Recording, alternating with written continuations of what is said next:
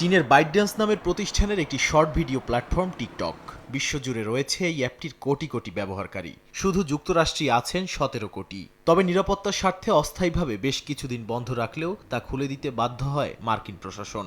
এরপর 2024 সালে পাশ হওয়া আইনে বলা হয়, টিকটককে যুক্তরাষ্ট্রে টিকে থাকতে হলে চীনা মালিকানা থেকে সরে দাঁড়াতে হবে।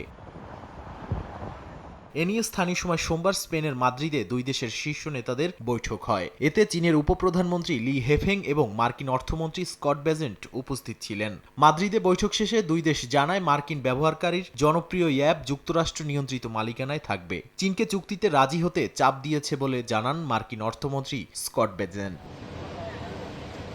যদিও এখনো চূড়ান্ত হয়নি চুক্তির শর্ত, তবে মার্কিন অর্থমন্ত্রীর দাবি, এতে যুক্তরাষ্ট্রের জাতীয় নিরাপত্তা সুরক্ষিত হবে, আবার টিকটকের চীনা বৈশিষ্ট্যও রক্ষা পাবে। যদিও অ্যাপের প্রযুক্তি বা অ্যালগরিদম হস্তান্তর নিয়ে এখনো স্পষ্ট সিদ্ধান্ত হয়নি বৈঠকে, তাই অ্যাপটি মার্কিন নিয়ন্ত্রণে হস্তান্তরের রূপরেখা নিশ্চিত করতে শুক্রবার ফোনালাপ করবেন ডোনাল্ড ট্রাম্প ও শি জিনপিং। বিশ্লেষকরা বলছেন, এই চুক্তি কার্যকর করতে মার্কিন কংগ্রেসের অনুমোদন লাগতে পারে। তবে কোটি কোটি ব্যবহারকারীর ক্ষোভ এড়াতে ট্রাম্প প্রশাসন সরাসরি অ্যাপটি বন্ধ করতে চাইছে না। চীনা বাণিজ্য কর্মকর্তারা এই প্রক্রিয়াকে পারস্পরিক স্বার্থের সমাধান আখ্যা দিয়েছেন। তারা অভিযোগ করেন, যুক্তরাষ্ট্র একদিকে সহযোগিতা চাইছে, আবার অন্যদিকে চীনা প্রযুক্তি ও কোম্পানির উপর নানা বিধিনিষেধ চাপাচ্ছে। নাদিম মারজান, সময় সংবাদ।